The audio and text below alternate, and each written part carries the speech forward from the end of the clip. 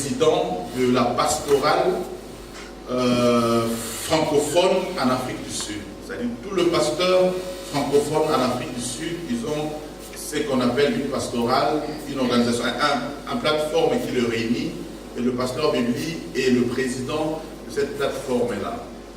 J'étais arrivé l'année passée en Afrique du Sud, je devais travailler dans 2 villes, à Cape Town et à Johannesburg.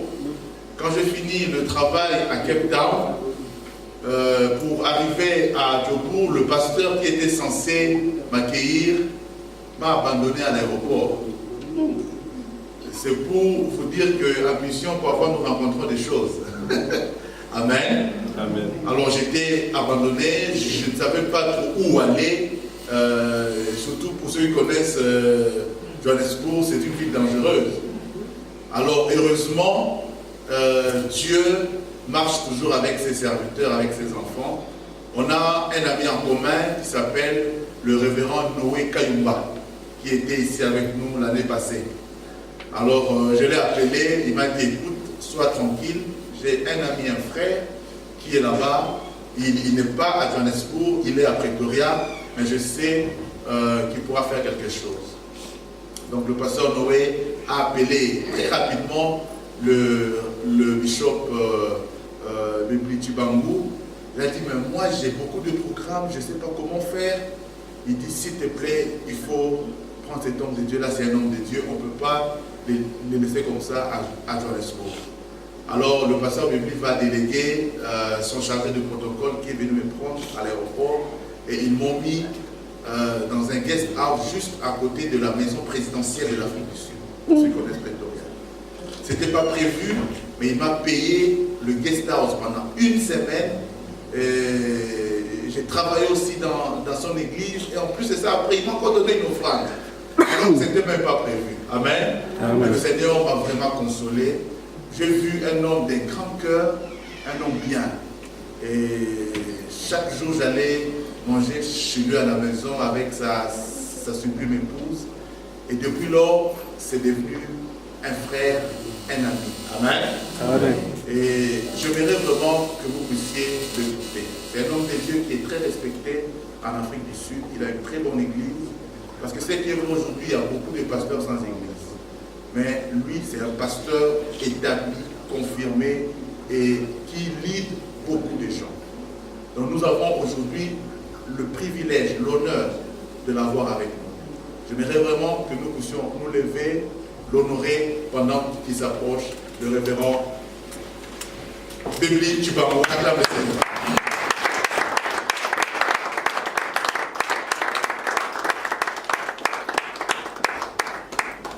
Merci bien, Amen. On va prendre nos places.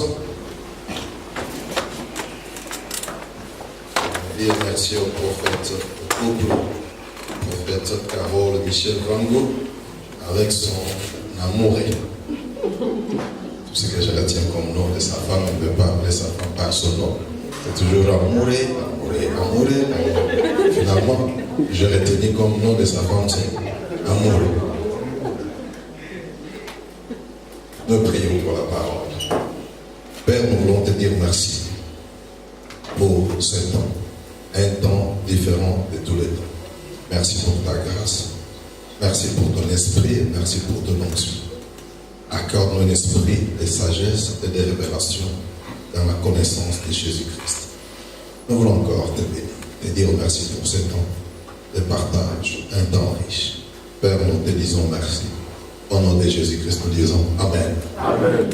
Nous bénissons aussi la présence des autres hommes de Dieu. Je sens que nous sommes comblés, remplis d'une onction supérieure, parce qu'il y a aussi des hommes de Dieu qui sont là pour nous aider. Nous parlons sur l'harmonie dans les couples, l'harmonie dans les foyers. Nous bénissons le prophète Michel pour cette initiative. J'aimerais vous dire qu'il y a des divorces dans l'église, il y a des divorces en dehors de l'église. Vrai ou faux? Parce que nous mentionnons moins ces choses à l'église. C'est ainsi que nous avons des problèmes en l'église. Nous ne voulons pas parler de ces choses. Mais dis-moi les conséquences. Les païens voient ces conséquences et les chrétiens voient ces conséquences.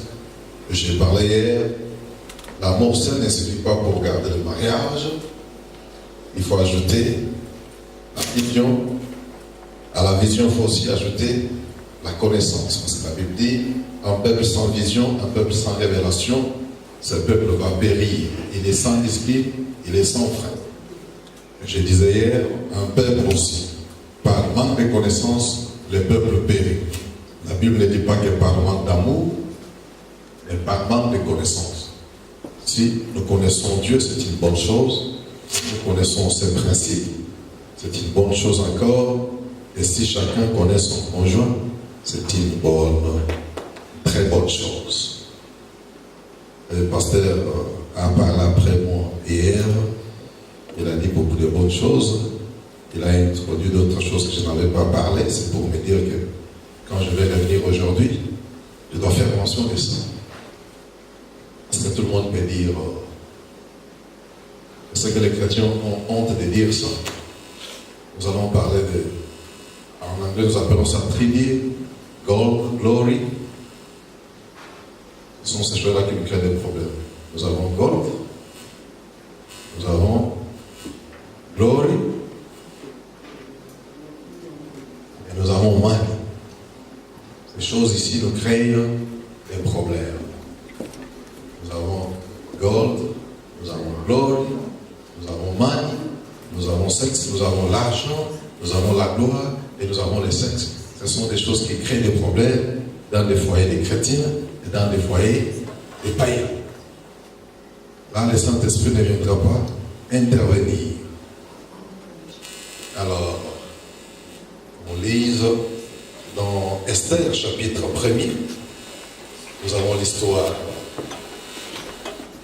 Je vois le pasteur Rosé à la Bible, c'est le pasteur Rosé qui va nous lire. Nous avons dans Esther, au chapitre 1er, il y a l'histoire de Vasti là-bas. Et puis nous avons Esther, chapitre 2, que j'aime beaucoup. Je vais développer sur après ces choses. Le premier verset de Esther, chapitre 2, le pasteur Rosé va nous lire le premier chapitre. Le deuxième chapitre, le premier verset, nous lire le 12e verset et nous lire à partir du 16e verset jusqu'au verset 19. Là, le pasteur Rosé va lire. Vous n'allez pas dire l'Africain là, il a lu dans sa Bible. Mais vous aurez des problèmes avec le pasteur Rosé. Esther chapitre 2, verset 1er. Nous lisons Esther 2, chapitre 2, verset 1er. Donc après ces choses, lorsque la colère du roi Assyrie se fut calmée, il pensa à Vache, à ce qu'elle avait fait et à la décision qui avait été prise à son sujet. Je vais lire le verset qui suit là, mon pasteur. Alors, ceux qui servaient le roi dirent qu'on cherche pour le roi des jeunes filles, vierges et belles de figure, que le roi établisse dans toutes les provinces de son royaume le commissaire chargé de rassembler toutes les jeunes filles, vierges et belles de figure, à Suse, la capitale, dans la maison de femmes, sous la surveillance de guet, eunuque du roi et gardien de femmes, il leur donnera les choses nécessaires pour leur toilette. Et que la jeune fille qui plaira au roi devienne reine à la place des Vati. Cet avis eut l'approbation du roi et il en fit ainsi. Il y avait dans Suse, la capitale, un juif nommé Mardoché, fils de Jaïr, fils de Chiméli, fils d'Échis, homme de Benjamin, qui avait été élevé de Jérusalem parmi les captifs déportés, avec Jéconia, roi de Juda, par Nebuchadnezzar, roi de Babylone. 14, pasteur Rosé. Il y alla le soir et le lendemain matin, elle passait dans la seconde maison de femmes, sous la surveillance de Chasgaz, eunuque du roi et gardien des concubines. Elle ne retournait plus vers le roi, à moins que le roi n'en eût le désir, et qu'elle ne fût appelée par son nom. Lorsque son tour d'aller vers le roi fut arrivé, Esther, fils d'Abishai, oncle de Mardoché, qu'il avait adopté pour fille, les demandant qu'Esther qui fut désignée par Hégai, eunuque du roi et gardien de femmes. Esther trouvait grâce aux yeux de tous ceux qui la voyaient. Esther fut conduite auprès du roi Assyrus, dans sa maison royale, le 10e mois, qui est le mois de Tébet, la 7e année de son règne. Le roi aima Esther plus que toutes les autres femmes, et elle obtint grâce et faveur devant lui plus que toutes les autres jeunes filles. Elle mit la couronne royale sur sa tête et la fit reine à la place des Vachis. Le roi donna un grand festin à tous ses princes et à ses serviteurs, un festin en l'honneur d'Esther. Elle accorda du repos aux provinces et fit des présents avec libéralité royale. 19. La seconde fois qu'on assembla les jeunes filles, Mardoché était assis à la porte du roi. Vous avez fini avec 19? Oui. Ok, merci.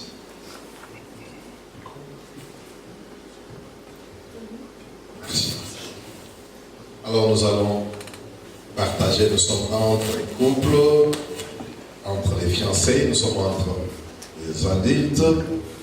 Vous avez les compliments de ma femme qui vous a complimenté. Elle m'a dit de saluer tous les amis et tous les couples.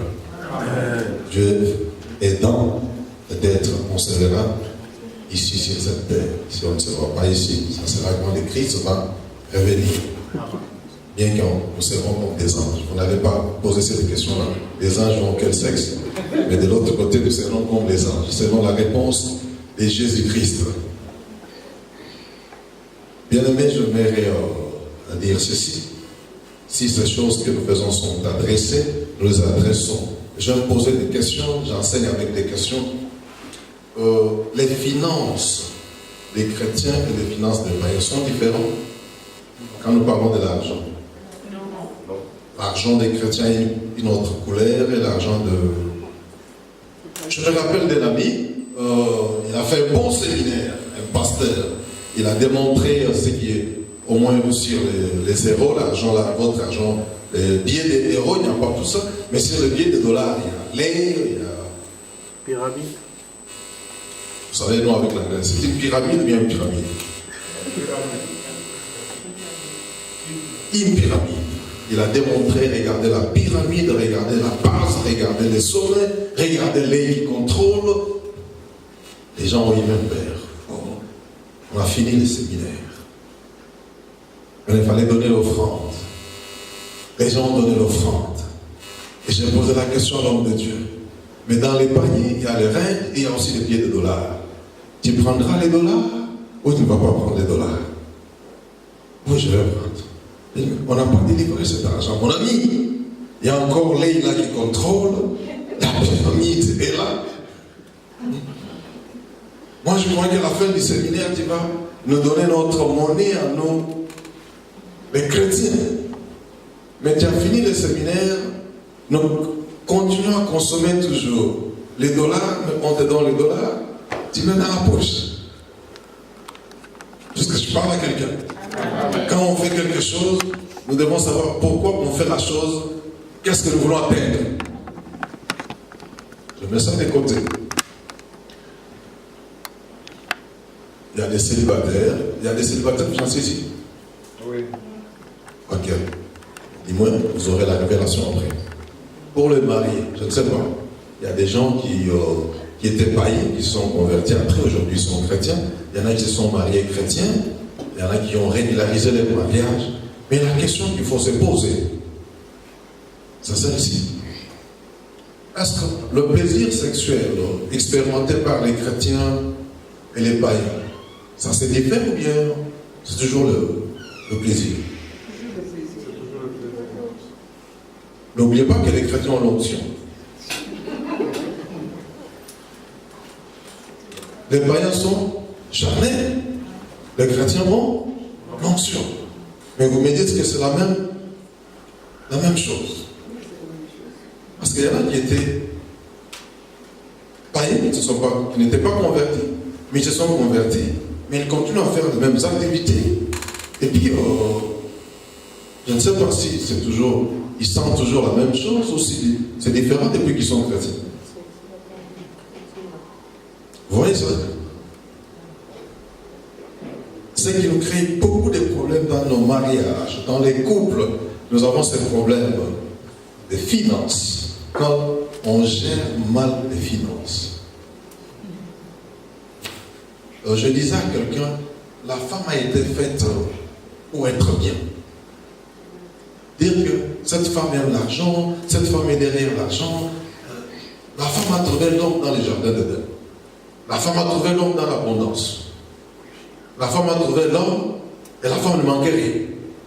C'est pourquoi quand ça manque dans la maison avec la femme, ce sont des problèmes, quelle que soit ton option, quel que soit ce que tu fais. Parce que dès les jardins d'Éden, la femme a trouvé l'homme où? Dans les jardins d'Éden, les jardins d'abondance, où il y avait tout. Il y avait un jardin botanique, un jardin zoologique, il y avait des minéraux, le fleuve avait toutes les richesses. Et c'est comme ça que Dieu a amené la femme devant l'homme.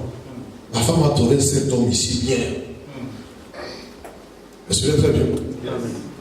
C'est pas cet homme-là d'aujourd'hui qui dit à la femme, ah, c'est pas ici, hein, quelque part, une femme m'a dit, pasteur, nazo bien de coûte béné. Je ne comprenais pas les termes, j'étais déphasé. Et béné, donc veut dire, caillou, maintenant, béné, ce que la femme faisait, nous avons la sécurité, vigile. Elle est là, 4h, 5h, qui va à la pasteur. Frère, on va monter, on va la monter. Il cherche aussi. Mais au commencement, Ève, dans le jardin d'Éden, avait été bénédicte.